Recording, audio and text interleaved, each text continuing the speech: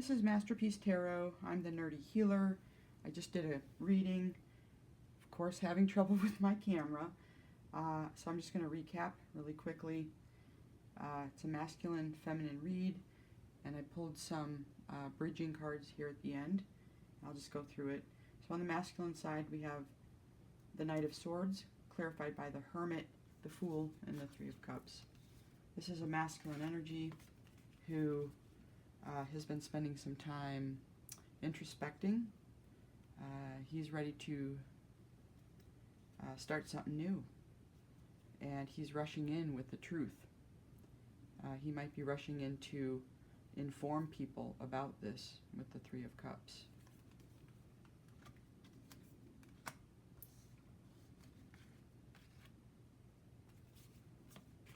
And then the current, on the masculine side, we have a Three of Cups, another Three of Cups, clarified by the Lovers, the Two of Pentacles, and the Page of Pentacles. This is a masculine who's manifesting love, manifesting celebration, good times, soul family. But as he does it, there's a need to balance things out. There may be a need to balance his own desires, hopes, wishes, dreams with expectations of the community. Maybe his family. And in the near future,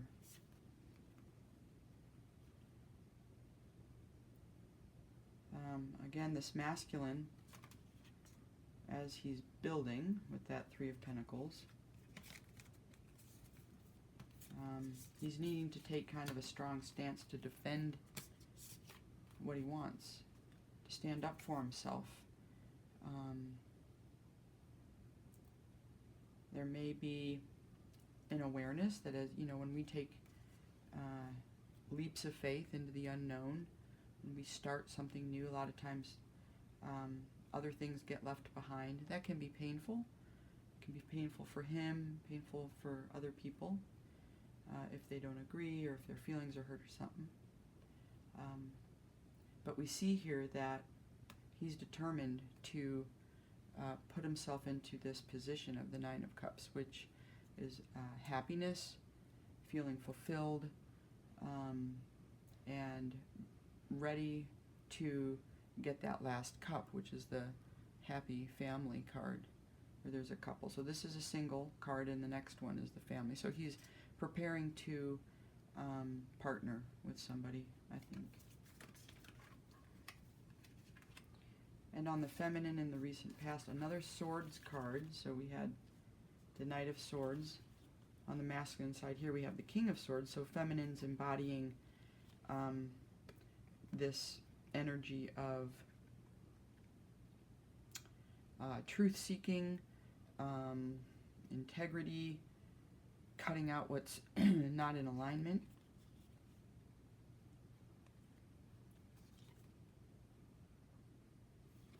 And as she is bringing in this manifestation, there's some betrayal that's hidden. She may not know about it. And that may be because the masculine is protecting her. Over here with that defending card. Where's the defending card? Here it is, in the future.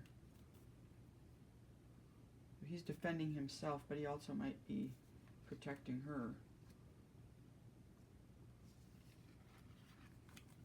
We have the Magician in the current for the feminine. And so she is using her manifestation abilities to bring in a new love, a new start in love.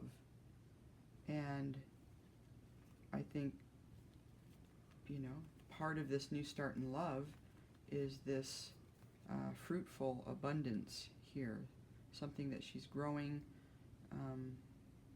something that is very pleasing to her, nourishing, beautiful. But we see the Five of Swords in between. And the Five of Swords is that card of adversity, conflict, and in the traditional deck there are more than two people on the card. And so this could, again, relate to this community that the masculine is trying to negotiate or navigate as he finds his way to his own destiny. And so the Queen of Swords, or the King of Swords, but the feminine here is,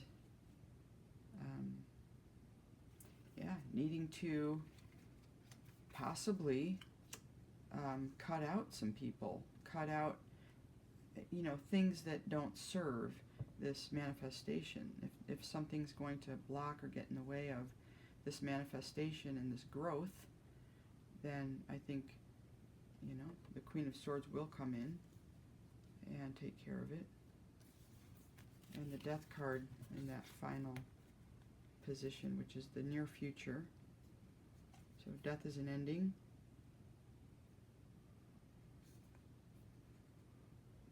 We have two Swords cards here, which again is all about the truth. It's about speaking truth. So I think the feminine here is,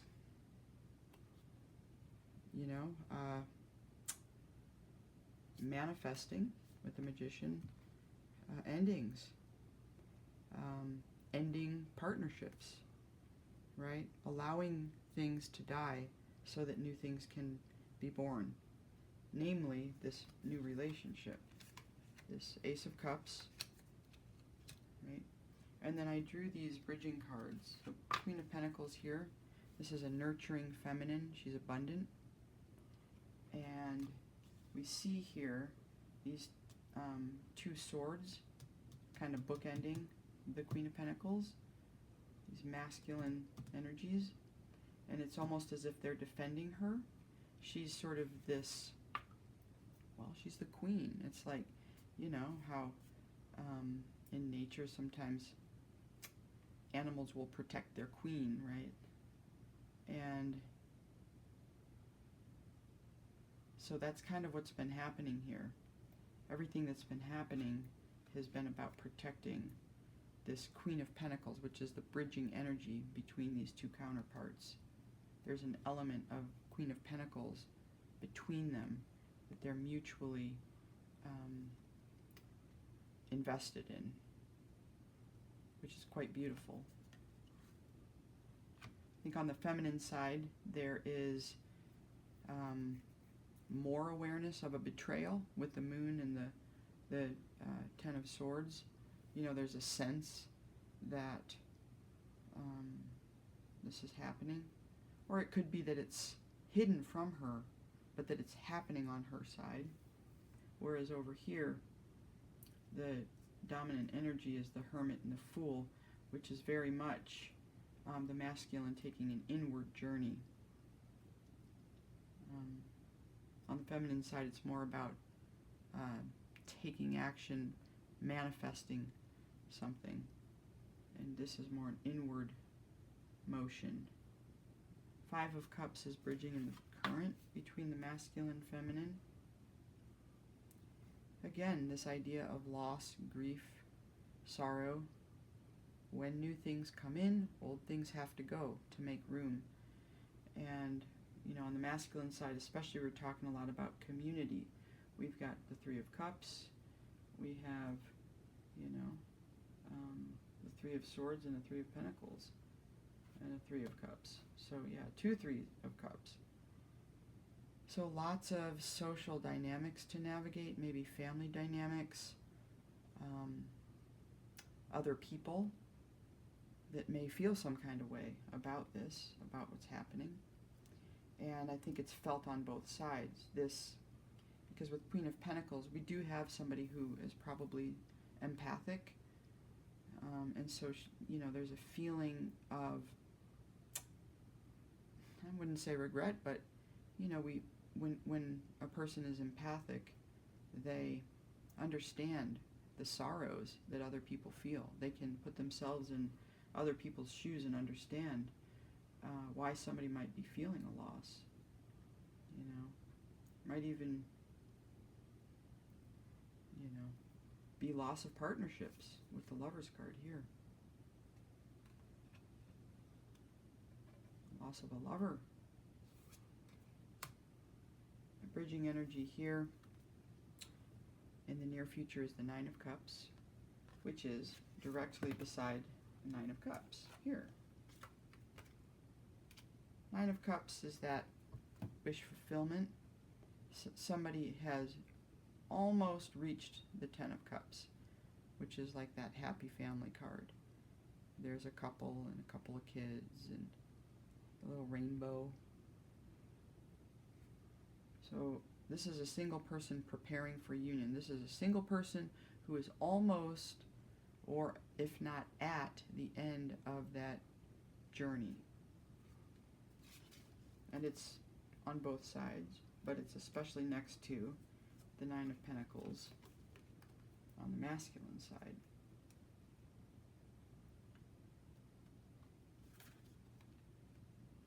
On the feminine side, we have the Death card right next to the Nine of Cups.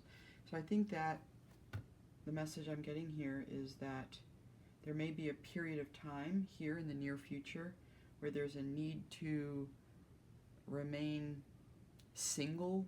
It's not quite time for union. It's not quite time for that merging, you know, of two souls into one. On the other hand, there could be an end to that. There could be a completion of the Nine of Cups and a movement really into the Ten of Cups or that union. And we certainly do see that here with the Knight of Swords right next to Death. It's almost as if, and this Nine of Cups, it's almost as if this feminine is, you know, quickly bringing a message that, hey, it's time. Like this Nine of Cups, it's time, right? Because here we have an Ace of Cups. I am in manifestation mode, and we're almost to the point now where it's time to build with the Seven of Pentacles.